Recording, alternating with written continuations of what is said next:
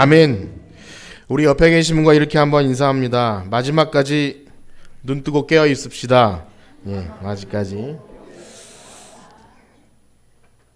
인사가 의미심장합니다. 네, 한 해를 마무리하는 이때 우리가 성경 속에서 발견하게 되는 여러 가지 이적과 특별한 상황들이 많이 있지만 그 중에서 참 이런 것이 있어요. 우리 인간의 눈으로는 보지 못하는 것들을 하나님이 개입하셔서 그 눈을 뜨게 하실 때, 실제로 눈을 뜨고 있지만 그러나 영의 눈을 뜰어서 보게 하실 때 그제서야 보게 되는 사건들을 여러 번 접합니다.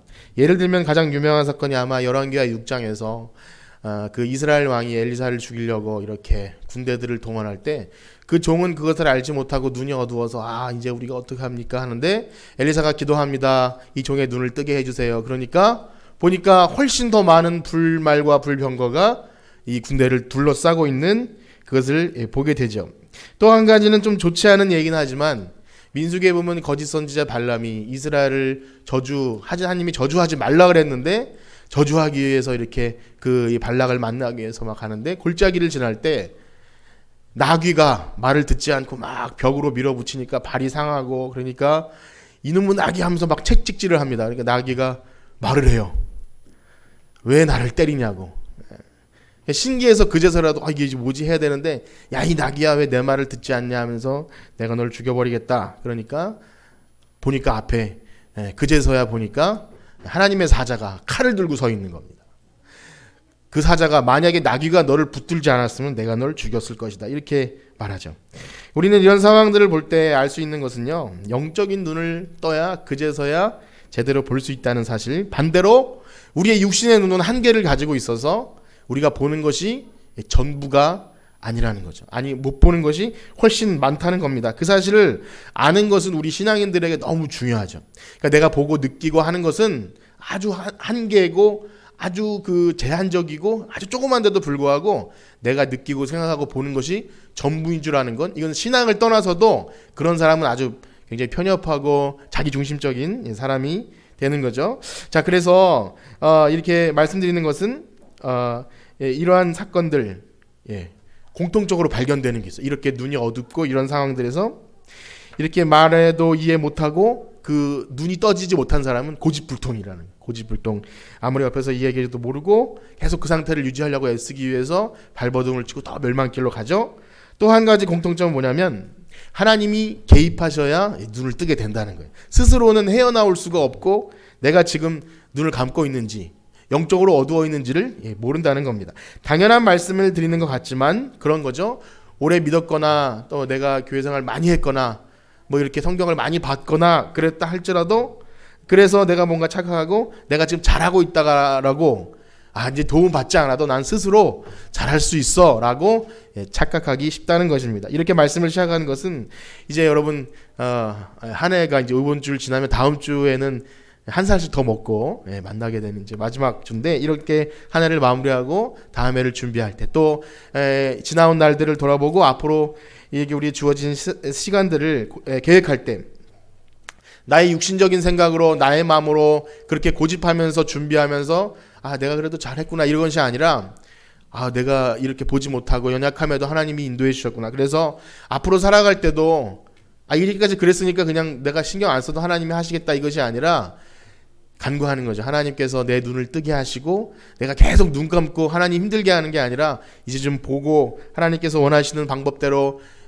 나의 인생의 궤도를 자꾸만 수정해서 하나님과 멀어지는 것이 아니라 점점 하나님이 기뻐하시고 하나님이 좋아하시는 일을 감당해내는 여러분들 되시길 간절히 축복합니다. 이러한 말로 시작하는 것은 오늘 우리가 보게 되는 그 이삭과 그 두 아들, 그 다음에 그 집의 그 부인인 리브가가 이 앞으로 벌어질 사건들을 보면 좀 기가 막힌 사건들을 보게 될 텐데 그 드라마와 같은 사건의 시작이 뭐냐면 지금 이삭이 눈이 어두워져서 잘 보지 못한다 이렇게 출발을 합니다. 자, 미리 말씀드리고 싶은 것이 있는데 이제 성경 공부를 방학이 아닌 방학을 어쩔 수 없이 하게 돼서 27장을 가지고 좀 이렇게 길게 하게 될 텐데 미리 말씀드리고 싶은 부분은 다 아는 내용 같죠, 그죠? 이제 이삭이 이렇게 어떻게 하다가 에서를 축복하고 싶었는데 사냥해 오라 그러는데 리브가가 그 야곱을 이렇게 이삭을 속여서 사기쳐서 몰래 잡아다가 축복을 받는 그런 내용. 그런데 그것을 미리 안다고 생각하면 그래서 어쩌란 말인가? 속여서라도 복을 받아야지. 그것이 결론인가? 그것도 아니죠. 그러면 이삭처럼 어찌하든지 하나님이 복을 주실 거야. 그러니까 신경 쓰지 않아도 돼. 이것도 아니라는 겁니다. 그러니까 섣불리 우리 마음속에 결론을 내리거나 아니면 다 아는 내용이라고 하지 마시고 오늘 본문을 가만히 읽어보면요. 하나님께서 이 고민 속으로 우리를 이렇게 끌어오셔요. 그러니까 하나님은 여전히 복을 주시는 방향으로 하나님의 뜻은 가지만 인간의 그런 간악함과 연약함과 이런 것들 속에서 우리가 그것을 보면서 우리의 모습을 발견하고 또 거기서 깊이 고민하길 원하기 때문에 시간이 닿는 때까지 이 본문을 함께 씨름하길 원해서 여러분들이 아멘하고 은혜 받고 돌아가는 것이 아니라 이런 말씀을 드립니다. 고민하고 돌아가길 축복합니다. 옆에 계신 분에게 이렇게 인사할까요? 고민하고 돌아갑시다. 네.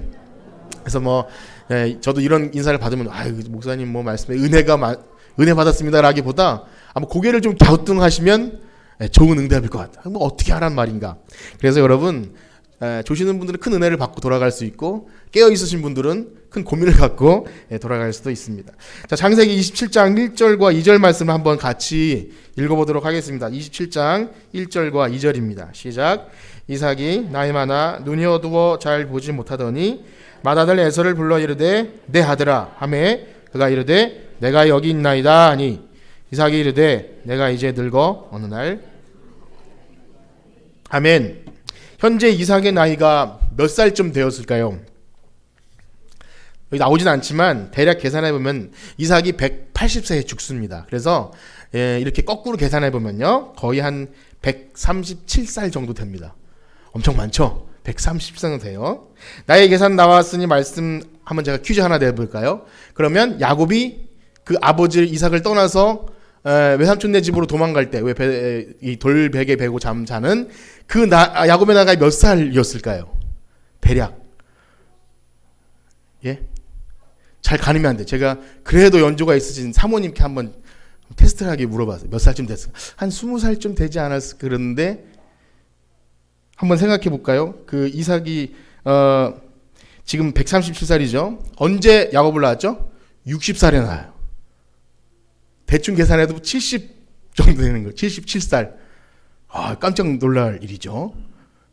저도 처음 알았어. 야곱이 한 20살쯤 저기 외삼촌네 갔겠다 생각했는데 77살 노총각. 그래서 지난번에 한 40살까지 결혼 못하신 분 용기를 내시라는데 다시 한번 수정하겠습니다. 70살까지 못해도 물론 이때는 나이가 깁니다. 잠깐 이렇게 퀴즈 삼아 문제를 드렸지만 나이 이야기를 한 것은 그렇습니다. 이삭이 스스로 지금 상태를 죽을 때가 다 되었다고 생각하고 있지만 사실은 앞으로 한 43년을 더 살게 돼요. 그러니까 아직 죽을 때가 되지 않았다는 겁니다.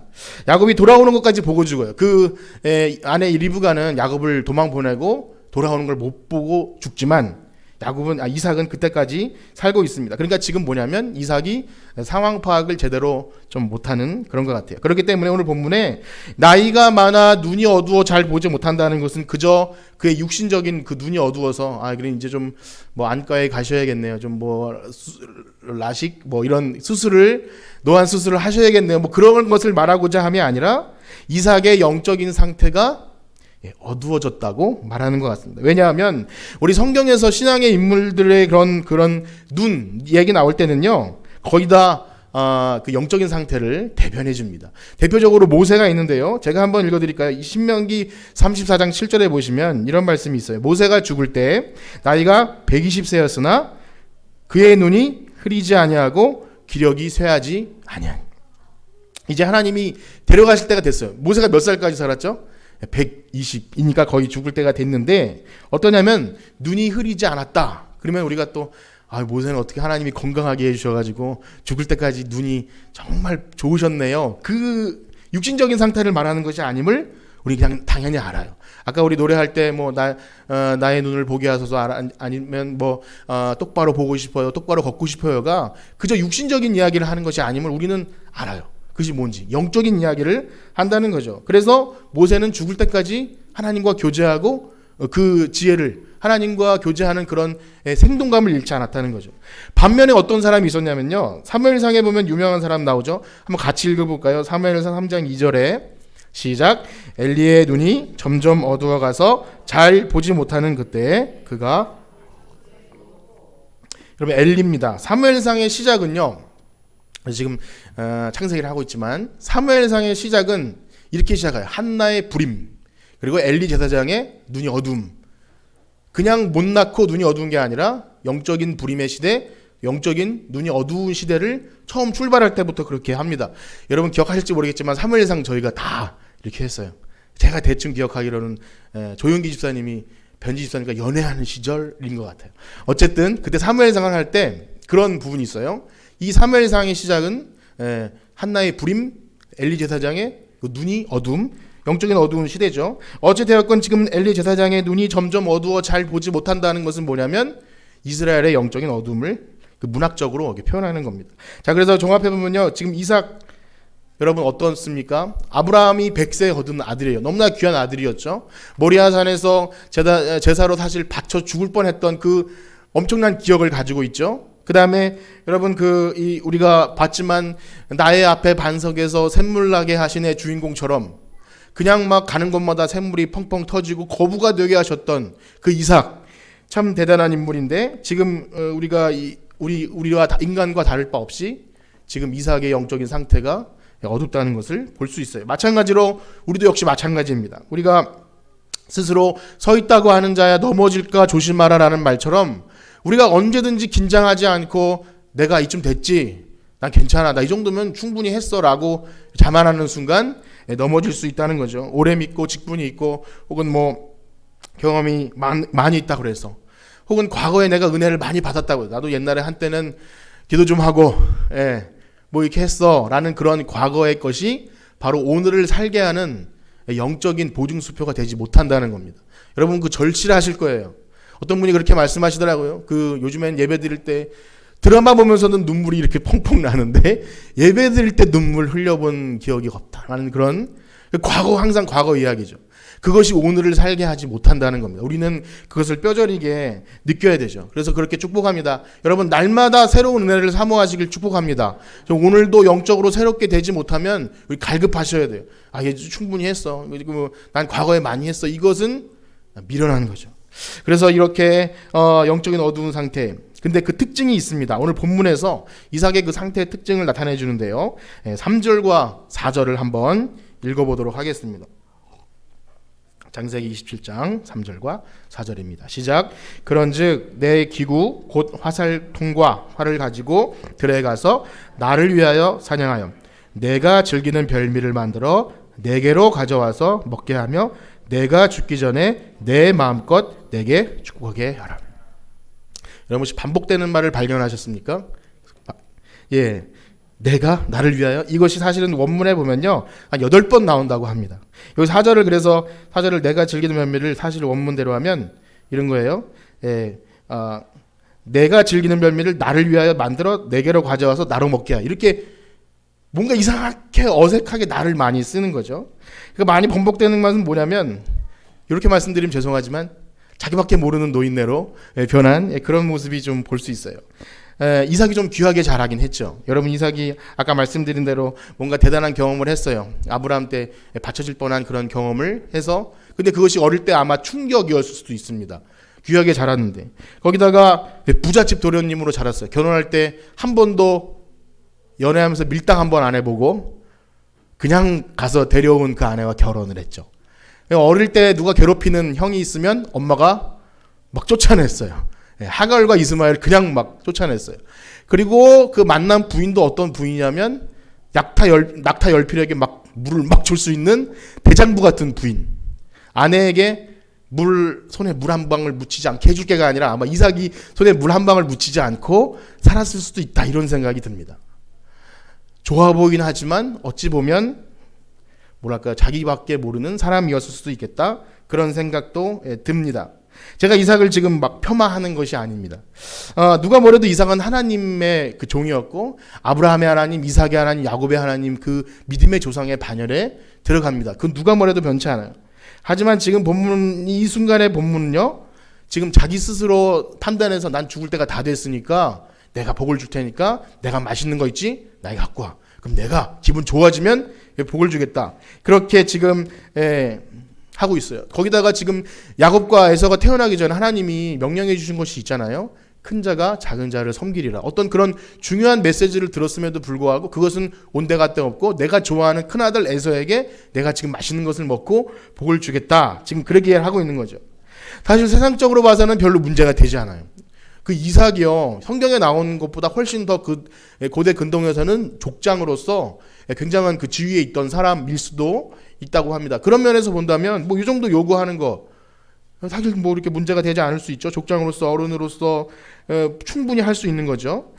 그러나 지금 성경은요, 지금 그 이삭이 하는 그 상태를 뭔가, 그리고 지금 앞에 후에 나올 그 운명이 뒤바뀌는 사건들의 시작점을 이삭이 눈이 어둡다라는 말로 출발합니다. 그래서 우리는 그렇게 생각할 수밖에 없습니다. 이 세상에 누구라도요, 하나님의 부름을 받고 아무리 큰 사역을 하고 복음을 전하고 교회를 많이 하고 유명한 목회자가 된다 할지라도 한순간 영적인 어둠으로 인해서 뉴스를 보면 한순간에 다 잃어버리는 것을 보게 되죠. 뭐 목사님이 아니라도 마찬가지 아닙니까? 유명한 사람들도 한순간의 실수로 모든 것을 잃어버리는 것처럼 이제까지 쌓아오는 것은 사실 아무것도 아닌 것이 되는 경우를 많이 보죠. 마찬가지 우리 신자 한 사람 한 사람도요, 정말 깨어있지 못하면 교회 오래 다니면 다닐수록 바리새인이 되고 뭐 유대인처럼 내가 선택한 민족인 줄 착각하고 내가 죄인이었으면 다 까먹어버리고 그렇게 뭔가 오래된 사람이 되어서 그 뭔가 이렇게 뭐랄까 뭐 근본주의 뭐 이런 말 있죠. 굉장히 보수적인 것 같지만 하나님 뜻보단 자기 관습과 내 몸에 익숙한 것을 좋아해서 다른 어떤 나와 다른 것을 용납하기 어려워하는 그런 잔소리를 많이 하고 세상 말로 하면 좀 꼰대가 되어가는 그런 이미지라면 참 무서운 거죠. 말씀에 반응하지도 못하고 난 잘하고 있어라고 생각하는 거. 특히 이삭의 모습에 지금 말씀드리는 대로 자기 중심적인 모습으로 변한 것을 볼 때 복음은요, 여러분, 복음이 우리 삶에 들어오면서 가장 큰 특징이 뭐냐면 나 중심에서 예수님 중심으로 변하는 거예요. 나 중심에서 예수님 중심, 나 중심에서 내 형제 자매 중심으로 가는 것이 복음을 들은 사람의 가장 큰 특징이에요. 그래서 초대교회 모습 보면 내 것을 내 것이라고 하지 않고 삶을 공유하는 그런 복음의 특징이 나타나는데 지금 보면 역행하는 거죠. 지금 자기 중심으로 가고 있는 거죠. 그래서 그런 모습을 볼 수 있습니다. 고집쟁이가 되어가고 또 욕심꾸러기가 되어가고 그런 모습들. 이것은요, 나이가 많다고 그렇게 되는 것 같지는 않습니다. 나이가 많아도요, 어떤 분은 굉장히 젊은 사람과 소통하고 굉장히 그런 젠틀하고 또 말이 통하는 분들이 있는 반면에 젊어도 그런 단어도 있어요. 젊은 꼰대도 있다고 합니다. 충분히 젊은데도 굉장히 뭐랄까요, 말이 안 통하는 사람도 가끔씩 있어요. 그래서 우리 교회 부장 집사님이 그런 말을 스스로 이제 그런 말을 하더. 나도 꼰대가 되어가는 것이 아닌가라는 생각. 우리 애들한테 잔소리 할 때 생각하면 나도 잔소리 듣기 싫었는데 애들한테 막 또 왜 교회 안 오고 이렇게 하는, 물론 지긋지긋하게 말 안 듣긴 합니다. 아침 늦게까지 자서 그러면 잔소리를 하고 싶긴 한데 나도 꼰대가 되어가나 이런 말을 하더라고요. 그것처럼 그 자각하는 것이 굉장히 어렵습니다. 난 우리 땐 이랬는데 나는 이렇게 했는데 근데 그것을 계속 주장하는 거죠. 근데 여러분 신기하게도요, 이렇게 영적인 어두운 사람들의 특징은 오히려 세상의 눈에는 활짝 띄는 것을 봅니다. 그쪽으로 마음을 향해 달려가는데 더 큰 문제는 그것을 막을 사람이 아무도 없다는 겁니다. 그렇게 뭐랄까요, 그 영적인 눈이 흐린 사람은 세상적인 것으로 눈이 발짝 띄는데 그것을 말해줄 사람도 없고 멈출 수도 없어요. 조언을 잘 듣지도 않고 말해주기가 쉽지 않습니다. 왜냐하면 말해주면 원수가 될 수도 있습니다. 큰 벽이 더 생길 수도 있죠. 그것은 마치 죄가, 전에 그런 말씀을 드리는데 죄가 우리에게 침투하면요, 더 이상 우리는 아무런 힘도 쓸 수 없는 상태에 빠집니다. 나약해서 아무런 힘도 쓸 수 없어요. 그때 무엇이 필요합니까? 하나님의 전적인 개입만 필요해요. 하나님이 개입하지 않으면 스스로는 도저히 그 상태에서 벗어날 수가 없어요. 그걸 여러분 인정하셔야 됩니다. 우리가 그걸 인정하지 않으면요, 나는 잘하고 있다가 때가 되면 언제든지 잘할 거야 라고 착각하기 쉬운데 전혀 그렇지 않아요. 우리 영적인 일은요, 하나님의 성령님의 그 전적인 개입이 없이는 안 돼요. 그럼 우리의 전적인 무능을 항상 인식하시길 축복합니다. 너무 중요하죠. 세상에서 그래서 이런 좀 우스갯소리로 성탄절 때만 되면 요즘엔 나오는지 안 나오는지 모르지만 여러분 그 스크루지 영감 아시죠? 스크루지 영감 이야기 나오는데 그 사람이 그렇게 막 그 사람들의 이렇게 좀 막 뭐랄까요?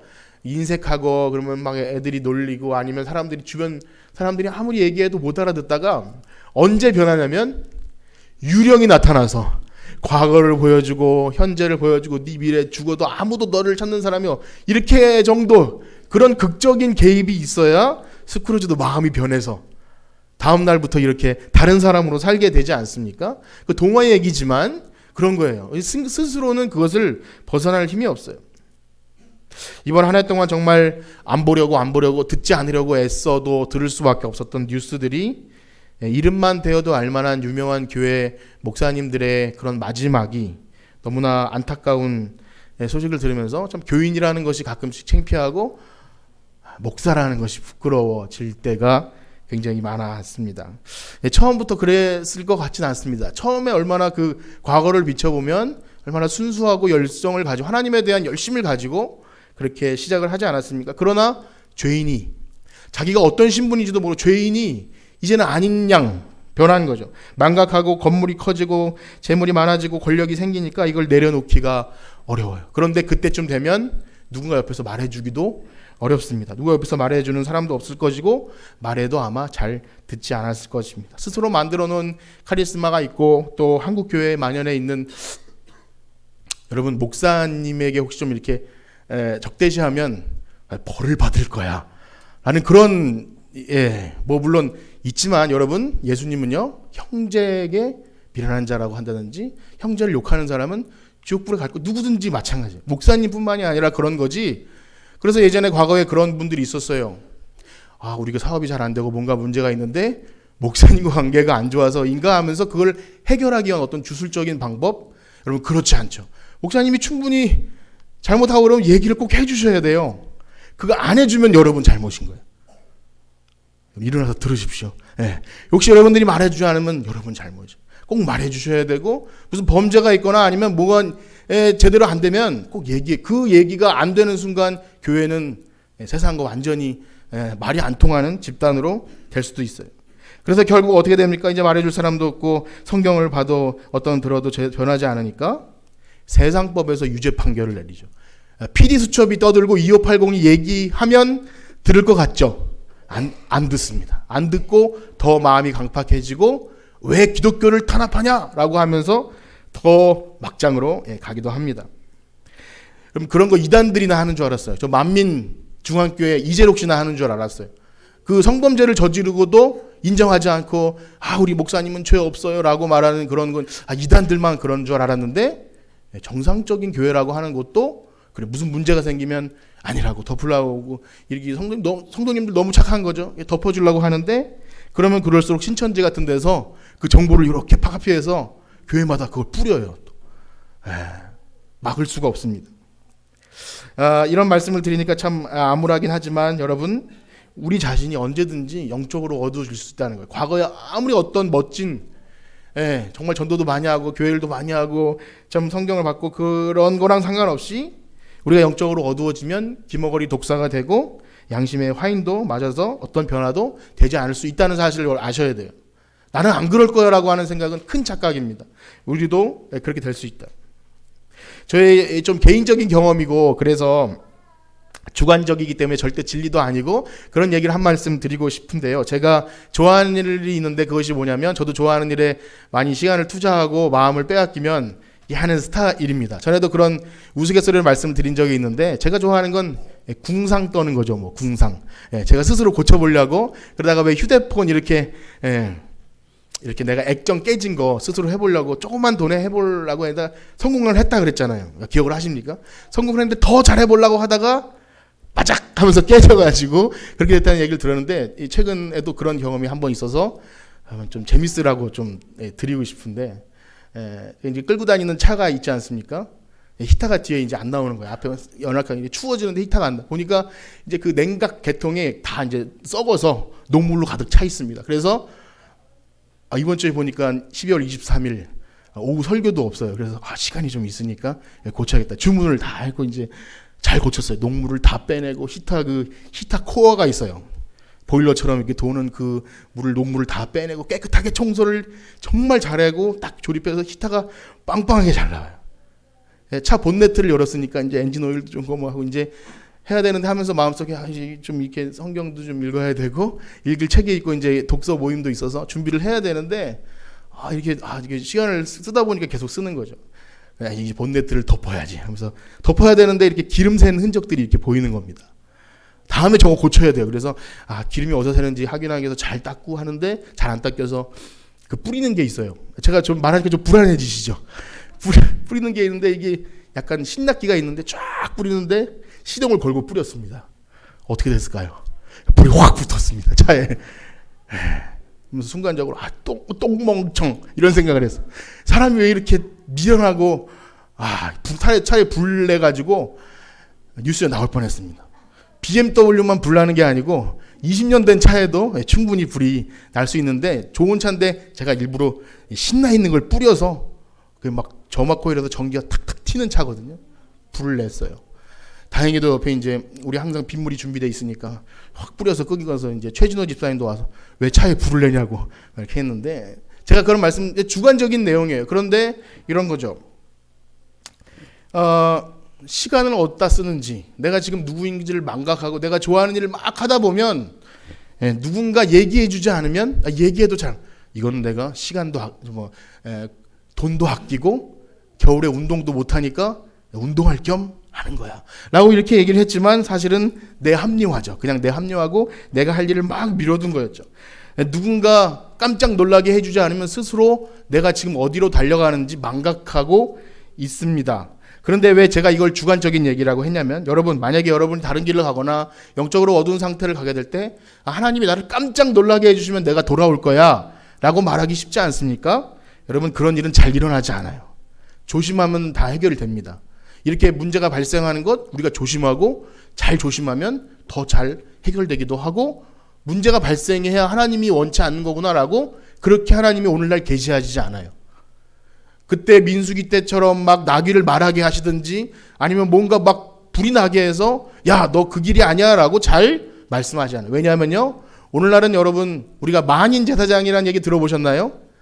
오늘날은요 사제가 대신 성경을 읽어주는 시대도 아니고 그 다음에 그 이단에서는 어떤 사람이 특별히 계시를 받아서 이것이 진짜 말씀이라고 하지만 정상적인 개혁교회는 누구든지 말씀을 보고 하나님의 뜻이 무엇인지 분별하고 이해할 줄로 믿습니다. 여러분 다 그런 분들이세요. 여러분 다 하나님이 거하시는 거룩한 성전이시고 목사님의 도움을 받지 않아도 사실은 충분히 하나님의 뜻을 성경 한글로 된 말씀만 봐도 알 수 있어요.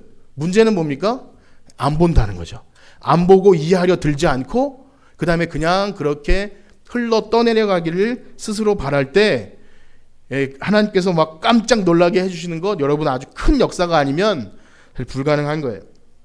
그래서 여러분 오늘날은 성경 속 인물들처럼 그렇게 막 천사를 보내주시고 그게 아니라 성경 66권 말씀으로 우리를 날마다 교훈과 책망과 바르게 함으로 가르쳐주는 줄 믿습니다. 그러니까 뭐냐면 읽으셔야 돼요. 읽고 교훈을 얻고 날마다 그렇게 하지 않으면 주의 뜻이 무엇인지 분별할 수도 없고 이해할 수도 없고 그냥 그런 거죠. 뭐 힘듭니다. 뭐 현실이 그런데요. 뭐 그런 말밖에 못 하는 거예요. 그러나 누가 강하게 목사님이나 누가 강하게 하지 않아도 말씀만 제대로 읽어도 또 옆에서 이렇게 함께 말씀 살만 나눠도 막 도전이 됩니다. 도전이 돼서 이렇게 하면 안 되겠구나. 그게 되는 거죠. 그래서 짧게 그런 말씀을 드리려고 합니다. 아주 구태연하지만 기도와 말씀에 관해서 잠깐 이야기 드리려고 합니다. 기도는요.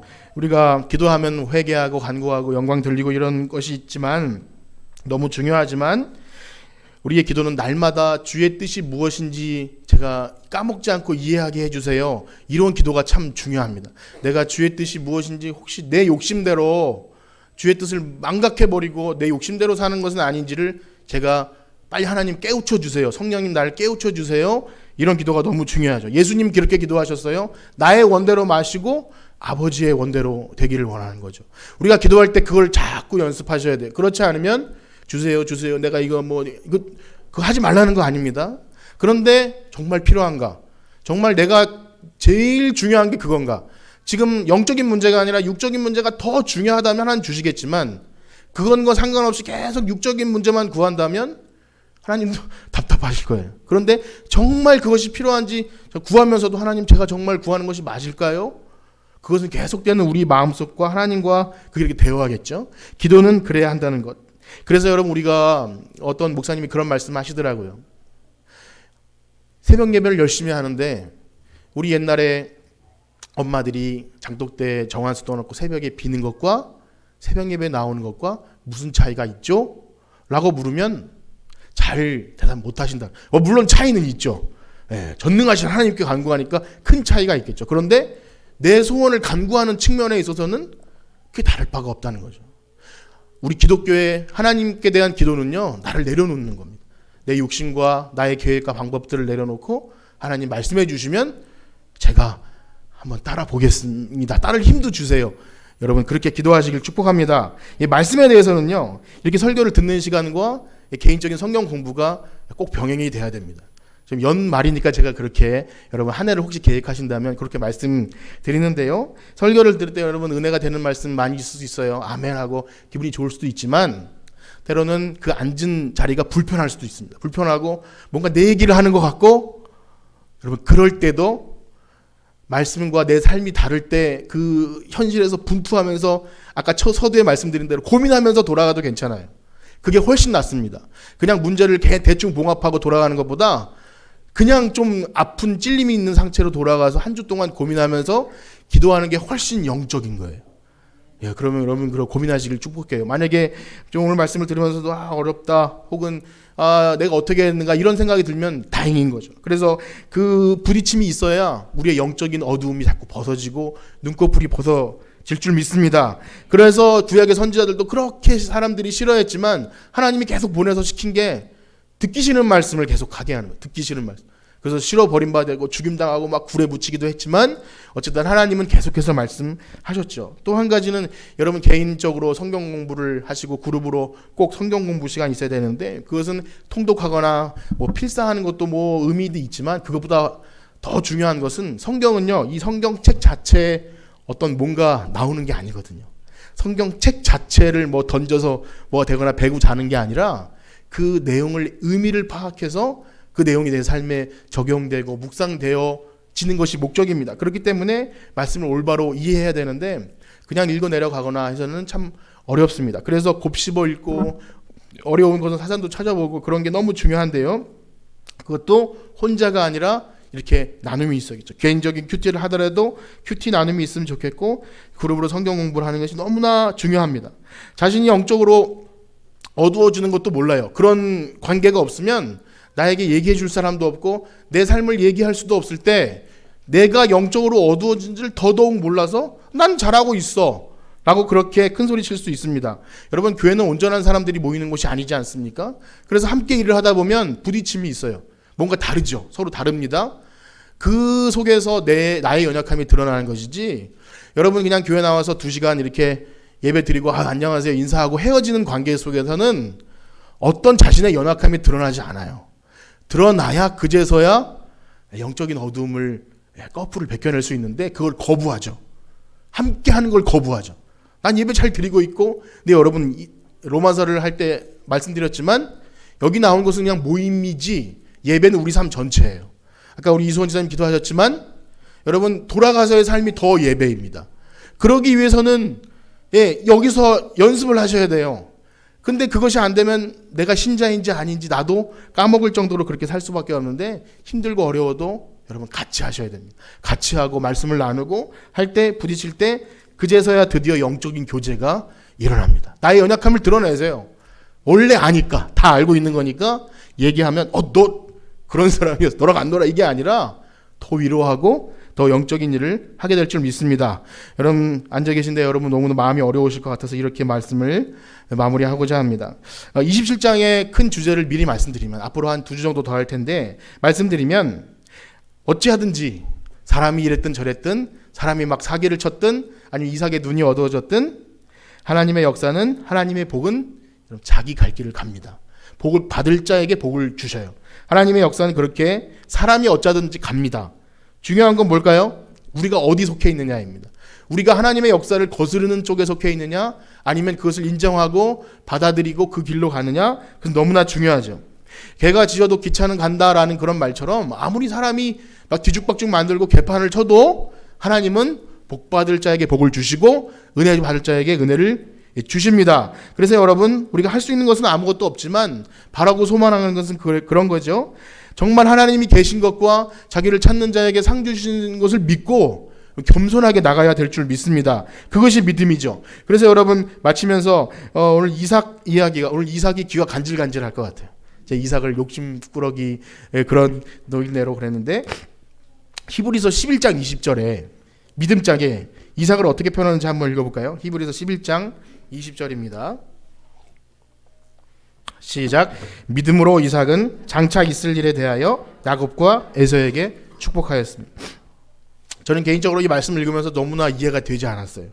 아니, 무슨 이삭이 믿음으로 야곱과 에서를 축복해요. 자기 지금 눈이 어두워서 에서에게 축복하려다가 사기당해서 야곱에게 나중에 이제 축복을 하게 되는데, 여러분 그 얘기 재밌으시겠죠? 모르는 척하고 한번 기대해 보시면 좋은데, 그냥 사기당해서 축복한 거 아니까 무슨 이삭이 그렇게 합니까? 그래서 이해가 되지 않았는데 점점 뒤로 가면 할수록 어떻게 되냐면, 처음에는 눈이 어두워서 그렇게 할 수밖에 없었지만 그 사건을 접한 다음에 만약에 계속 마음에 고집을 부리고 욕심을 내려놓지 않았다면, 야곱 다 불러와, 마누라도 다 집합, 이거 어떻게 사기를 칠 수 있어, 다시 제자리로 돌려놓겠어 하면서 야곱 너한테 했던 거 취소, 다시 처음부터, 이렇게 고집 부릴 수 있었는데, 여러분 나중에 27장 33절에 이렇게 나옵니다. 한번 같이 읽어보실까요? 이 창세기 27장 33절 시작.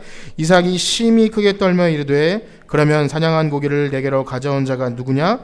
내가 오기 전에 내가 다 먹고 그를 위하여 축복하였은즉 그가 반드시 복을 받을 것이니라. 아멘. 그리고 나서 28장에 가면 야곱에게 축복하면서 가서 외삼촌에 가서 거기서 이제 결혼을 하고 이렇게 이제 그걸 받아들이죠. 그게 뭐냐면요, 믿음은요 하나님의 계획을 인정하고 받아들이는 거예요.